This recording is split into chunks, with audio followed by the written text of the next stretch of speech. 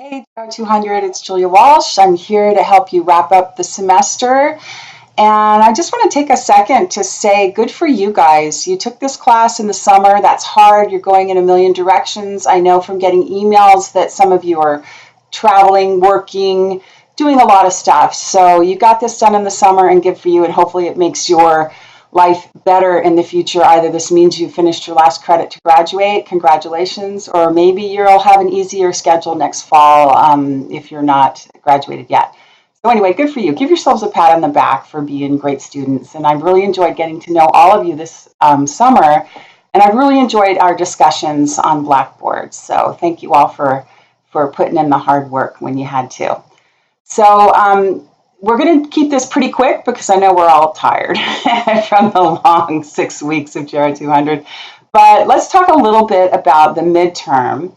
So this Thursday, we are going to have a midterm. It's multiple choice. It's online. You access it through Blackboard by doing just what I did. You go into this little header on Blackboard that says JR 200 midterm exam.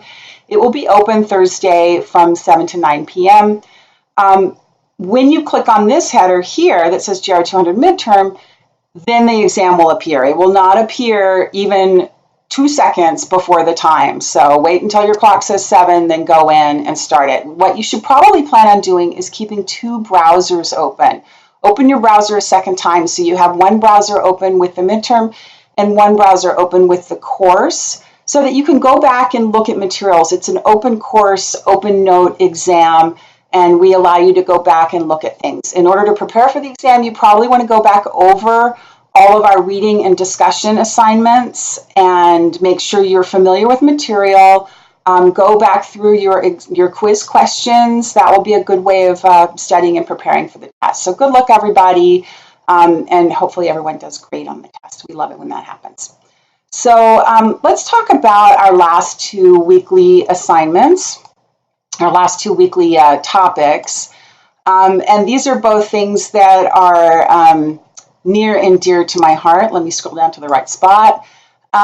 Basically, preparing for things. I'm a lawyer, so I'm really big on getting prepared, getting all of your ducks in a row. And I'm also really big on doing it as easily and inexpensively as possible, because if we make this too hard and too expensive, people won't do it. So this is something that you should be thinking about right now. If you're over 18, you should be thinking about getting your documents in a row and prepared and ready. If you are over 18, you should be talking, or under 18, you should be talking to your parents and your loved ones about what steps they have taken to make sure that they are protected. So we're going to go into the week 6A assignments. It's called Planning for the Future, Living Wills, and Durable Power of Attorney Healthcare. So we could literally talk about this for several hours. It's such an amazing topic. And basically what you want, whether you're 18 or 45 or 72 or 95, you want to have probably some control over what happens to you if you get sick. So hopefully if you're 18, nothing bad happens. You don't get into an accident, you don't get sick, you don't end up in the hospital unconscious with someone else making decisions about your health care. But if you have a living will or a durable power of attorney for healthcare purposes, you can communicate in advance what you want to happen if you become ill and can't make your own decisions. So it's very important to create these documents and then update them periodically, because especially in the case of a durable power of attorney for health, you are going to name someone. You're going to say, I want my sister or my brother or my mother or my father or my uncle or a good friend to be the person that's going to make decisions for me if I'm unconscious and can't make decisions or incompetent for one reason or another. So you're going to want to create the document when you're 18 and update it every 5 years at a minimum to make sure that if you're no longer close to that person, if the person's died, that you've replaced that agent under your durable power of attorney for health with someone else who can do the job. And it's also a good idea to talk to the people and make sure they understand what you want. There have been a lot of famous cases where people did not communicate clearly, and then it ends up in court, and that's a mess. So we have a really short tip. It's called Advanced Care Planning Tip Sheet. That's from the National Institute on Aging that talks about getting your affairs in order, and it explains what a living will is. It explains what an advance directive is, and how you can create a power of attorney. And I'm going to go into that real quickly because I want to show you something I think is down at the bottom of the document real quickly. Okay, so we have places you can go for more information. Basically, you do not need a lawyer to create a durable power of attorney for healthcare. There are a lot of free documents online that are very carefully drafted that will be effective in your state. So here's a good place, caringinfo.org, but you can also Google. There's a place called 5 Choices. There's a lot of different places you can go to on the internet. What is important is that you need to have a durable power of attorney for healthcare that is valid in your state, and some states have different requirements. So you want to make sure that you have a document that is valid in your state. And if you're talking to your parents or grandparents and they spend time in different states, different locations, they need to have one that's valid, say, in Florida, and one that's valid in California or New York or wherever else they might have a home. Because you don't want to get into a situation where your loved one's in the hospital and then the doctor says, oh, I don't recognize that form. That doesn't make sense to me. It's not valid in my state.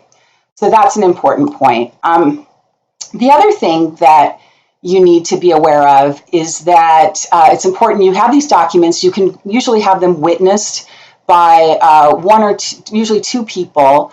Can't be your doctor, someone that works in your doctor's office, etc. But you can also go into like a UPS store or a bank and get a notary to validate your signature. So someone says, yes, this person is who they say they are. I've seen their ID, and I'm notarizing the document just to make sure it's all buttoned down really tight. And in these documents, you will designate someone who can make decisions for you. And you can often, sometimes it's a combination of a living will and a durable power of attorney where you give them ideas. So let's say I, for real, am a cancer patient.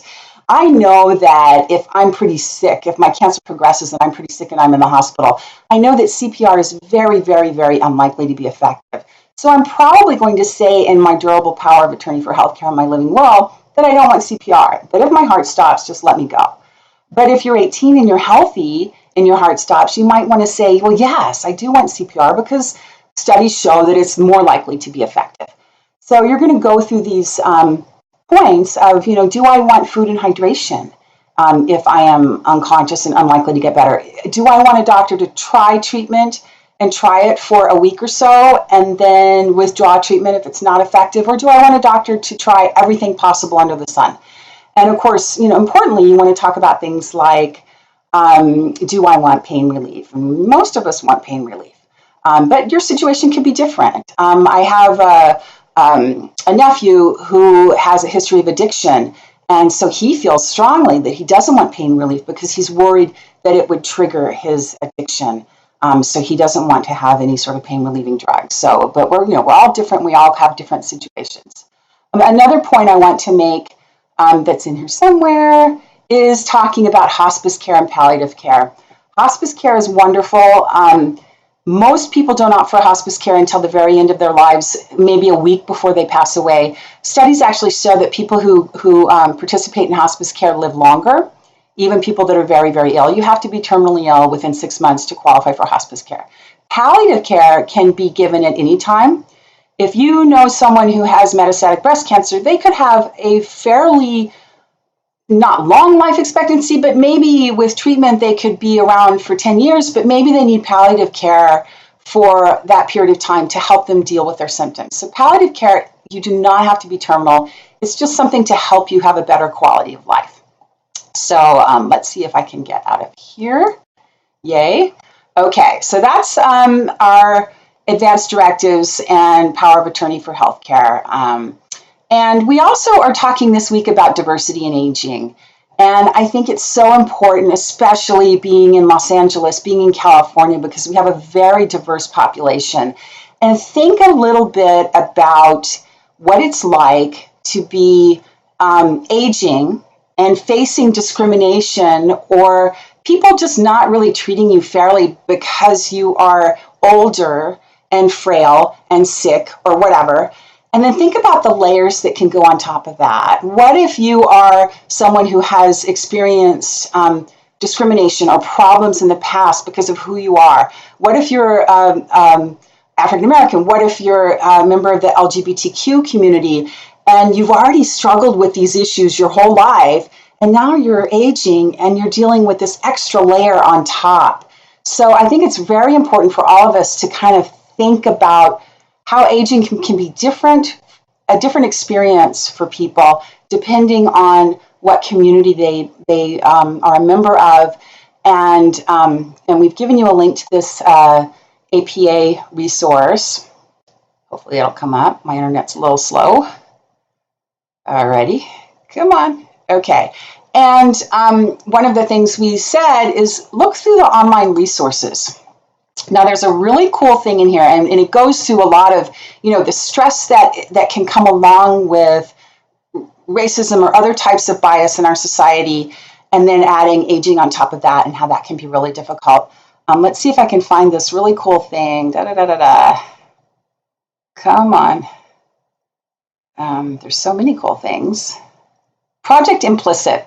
So this is something interesting that you might want to go into, and it is a research project where they are having people take quizzes to figure out what your bias is. What maybe you're not biased at all, maybe you have a little bit of a bias, and you can go in and look at it and based on age, weight, sexual orientation, race, etc. So it's kind of a fun thing to do. So I encourage you to go into that if you have time. I'm going to get out of that document. And so just think about what it means to be someone who is struggling with getting older and struggling with some other issues too. So I think that's important for us to be aware of those issues and what we can do in the gerontology community to make life easier for people as they are getting older. So let's go into the next unit, 6B, which is financial power of attorney. And remember, for a living will or a durable power of attorney for healthcare, you don't need a lawyer to do that. You can get free copies online all day long that are valid in your state. And I gave you a resource that you can go to. So you could do that today, no problem. Financial power of attorney is a little trickier. You might need an attorney. Some states do have versions online that you can find. And so you can use your friend Google and say, I live in Arizona. I'm going to Google financial power of attorney. Does the state bar provide a copy? Usually your bank will have one that they like for you to use for your bank accounts. And if you have accounts with Fidelity or some investment group, they might have a form that you could use. And of course, all those big institutions like for you to use their form. But generally, if you get very far into estate planning, so you go to an attorney and you want to create a trust or a will, they will also prepare a financial power of attorney for you. So let's go into this unit.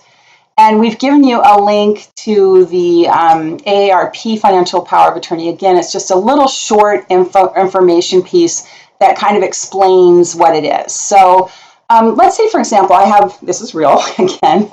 I love to use real examples. My brother-in-law is single. He's 66 years old. He's not super sophisticated in terms of investment or managing money. And he is really kind of, sometimes I call him my third child.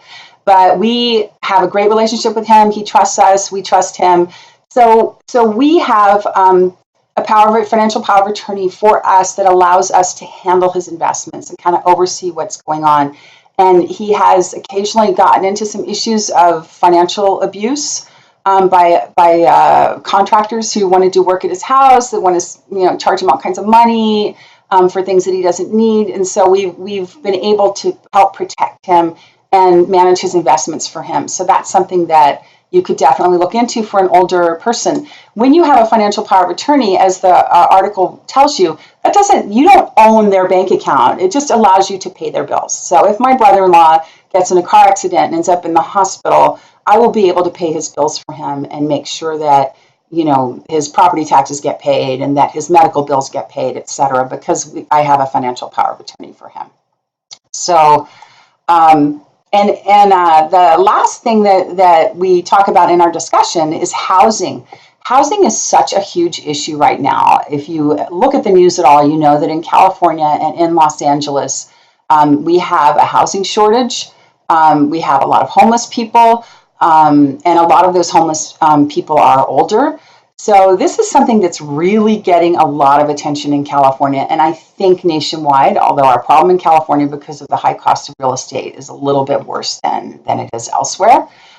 So look over how many, the remarkably huge number of older people we're going to have that are going to need housing, and they're going to have limited resources, because we know that a lot of our older Americans do not have big savings accounts. They don't have big stock accounts. They don't have a lot of resources.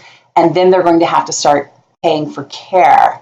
So my own opinion, I think in the future, we are going to be looking for ways to find efficiencies to keep people in their homes where it's less expensive than being in assisted living or being in a nursing home, and have care that comes to them. And certainly the government under Medicare is certainly pushing some of those home-based care options and trying to figure it out. So, but yeah, so think about this housing gap, that we have a lot of elderly poor people and not enough low-cost housing for them. And then at the very end, we talk about elder abuse. There's a video here that is helpful in terms of learning about elder abuse. It's a huge problem. We have a big center at USC. The dean of our medical school is very well known in the elder abuse community and has been doing good work in that area for a long, long time. We definitely see a lot of financial abuse. If you look down here, we see emotional abuse. Luckily, physical and sexual abuse is less common, but we definitely see those things happening to vulnerable older people.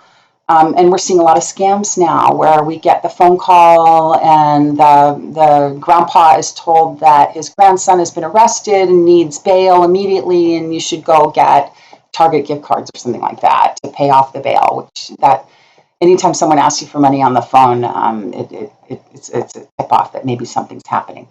A lot of elder abuse is never reported, 93%. And why is that? Because typically the people doing it are family members or friends, and the older person is afraid. What happens if I report this person? I'm not only going to lose my caregiver, but I could be sending a family member to jail. So that's one of the tragedies. People with dementia are more likely to be abused because they are so helpless, and oftentimes are uncommunicative, or when they say that they've been abused, people don't believe them because they think, oh, you have dementia. You don't know what's going on. So more and more what we're seeing is cameras in assisted living facilities and nursing homes. We started years ago with nanny cams and teddy bears. And now, of course, a lot of us have cameras on the outside of our homes. We've got Ring doorbell. We kind of know who's coming and going. And I think that technology is great. There are concerns on the part of the employees of a nursing home, et cetera, that, hey, am I losing my privacy? But I come in squarely on the side of the older person. Let's put cameras. Let's have, if you can go online and watch your dog at doggy daycare, you should be able to go online and watch grandma in her house getting care to make sure that she's not being mistreated. So that's everything for this week. But I just want to say thanks to everybody for being such good students and for doing such a great job this semester. And I wish you all lots of luck. Stay in touch. Let us know how things go after the semester. And hopefully you'll come back and take more gerontology courses, because we're the greatest school at USC, and USC is the greatest school in the country, right? Fight on. So let me see if I can figure out how to turn this thing off. This is the hard part. But thank you guys. Bye-bye.